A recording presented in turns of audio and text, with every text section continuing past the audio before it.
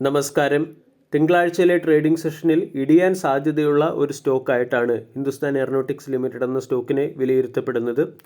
Hindustan aeronautics limited manufacture ചെയ്ത light compact aircraft അല്ലെങ്കിൽ തേജസ് എന്ന എയർക്രാഫ്റ്റ് ദുബായ് എയർ ഷോയ്ക്കിടെ ക്രാഷ് ആയതിനെ തുടർന്നാണ് തിങ്കളാഴ്ച ഹിന്ദുസ്ഥാൻ എയറോനോട്ടിക്സ് ലിമിറ്റഡ് എന്ന സ്റ്റോക്ക് മാർക്കറ്റിൻ്റെ ശ്രദ്ധയാകർഷിക്കുക.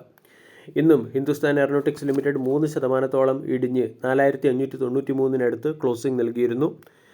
തേജസ് എയർക്രാഫ്റ്റ് ക്രാഷ് ആയതുമായി ബന്ധപ്പെട്ട അപ്ഡേറ്റ് മാർക്കറ്റ് അവറിന് ശേഷമാണ് പുറത്തു വന്നത്. അതുകൊണ്ട് ലൈറ്റ് കോമ്പാക്റ്റ് എയർക്രാഫ്റ്റ് ക്രാഷ് ആയതിനു മുകളിലുള്ള മാർക്കറ്റ് റിയാക്ഷൻ തിങ്കളാഴ്ചയിലെ ട്രേഡിംഗ് സെഷനിൽ ഈ എയർക്രാഫ്റ്റ് മാനുഫാക്ചർ ചെയ്ത ഹിന്ദുസ്ഥാൻ എയറോനോട്ടിക്സ് ലിമിറ്റഡ് എന്ന സ്റ്റോക്കിൽ പ്രതീക്ഷിക്കാവുന്നതാണ്. ദുബായ് എയർ ഷോയ്ക്കിടെ വ്യോമാഭ്യാസം നടത്തുന്നതിനിടയിലാണ് എയർക്രാഫ്റ്റ് ക്രാഷ് ആവുകയും ഒരു പൈലറ്റ് മരിക്കുകയും ചെയ്തത്. 2024 മാർച്ച് മാസത്തിലും ഹിന്ദുസ്ഥാൻ എയറോനോട്ടിക്സ് ലിമിറ്റഡിൻ്റെ തേജസ് എയർക്രാഫ്റ്റ് ക്രാഷ് ആയിരുന്നു.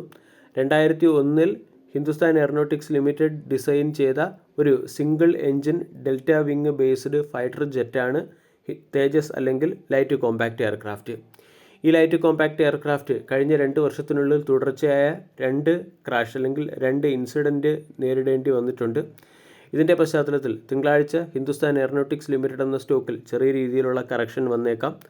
അതല്ല, ഇവിടെ ഇൻസിഡൻറ്റ് സംഭവിച്ചത് ടെക്നിക്കലായിട്ടുള്ള പ്രോബ്ലം മൂലമല്ല എങ്കിൽ സ്റ്റോക്കിൽ കറക്ഷൻ വന്നതിന് ശേഷം റിക്കവറി വരാനും സാധ്യതയുണ്ട്. ഇതുപോലുള്ള ഐസൊലേറ്റഡ് ഇൻസിഡൻസ് കമ്പനിയുടെ പെർഫോമൻസിനെയോ വാല്യൂഷനെയോ പ്രതികൂലമായി ബാധിക്കില്ല എങ്കിലും ഷോർട്ട് ടൈമിൽ ഇത് സ്റ്റോക്കിൽ ഒരു സെല്ലിംഗ് പ്രഷറിന് പിന്നിലെ പ്രധാന കാരണമായി പ്രവർത്തിച്ചേക്കും. പ്രത്യേകിച്ചും ഹിന്ദുസ്ഥാൻ എയറോനോട്ടിക്സ് ലിമിറ്റഡ് നിർമ്മിച്ച എയർക്രാഫ്റ്റിൻ്റെ റെഡിനെസ്, ഓപ്പറേഷണൽ സേഫ്റ്റി, റിലയബിലിറ്റി എന്നിവയെക്കുറിച്ചുള്ള ക്വസ്റ്റ്യൻ വരാൻ സാധ്യതയുള്ളതിൻ്റെ പശ്ചാത്തലത്തിൽ. കൂടാതെ 2 ദിവസം മുമ്പ് തേജസ് എന്ന എയർക്രാഫ്റ്റിൽ ഓയിൽ ലീക്കുമായി ബന്ധപ്പെട്ട ചില അപ്ഡേറ്റുകളും പുറത്തു വന്നിരുന്നു. കൂടുതൽ ഡേറ്റ അല്ലെങ്കിൽ ടെക്നിക്കൽ ഇൻവെസ്റ്റിഗേഷൻ നടന്നതിന് ശേഷമായിരിക്കും എയർക്രാഫ്റ്റ് ക്രാഷ് ആയത് പൈലറ്റിൻ്റെ മിസ്റ്റേക്ക് മൂലമാണോ അതല്ല ടെക്നിക്കൽ പ്രോബ്ലം മൂലമാണോ എന്നുള്ള കാര്യത്തിൽ വ്യക്തത വരിക. അതുകൊണ്ട് തിങ്കളാഴ്ച ഹിന്ദുസ്ഥാൻ എയറോനോട്ടിക്സ് ലിമിറ്റഡ് എന്ന സ്റ്റോക്ക് വോളറ്റൈൽ ആകാനുള്ള സാധ്യത വളരെ കൂടുതലാണ്. സ്റ്റോക്ക് കഴിഞ്ഞ 5 ദിവസം കൊണ്ട് 4% ഇടിയുകയും കഴിഞ്ഞ 1 മാസം കൊണ്ട് 5% ഇടിയുകയും 6 മാസം കൊണ്ട് സ്റ്റോക്ക് 8% നെഗറ്റീവ് റിട്ടേണുമാണ് നൽകിയത്. ഓപ്പറേഷൻ സിന്ദൂറിന് ശേഷം ഡിഫൻസ് സെക്ടറിലെ ഒട്ടുമിക്ക സ്റ്റോക്കുകളിലും ബൈയിങ് മൊമെൻറ്റം വന്നതോടുകൂടി ഹിന്ദുസ്ഥാൻ എയറോനോട്ടിക്സ് ലിമിറ്റഡ് 5165 എന്ന 52 വീക്ക് ഹൈയിലേക്ക് എത്തിയിരുന്നു.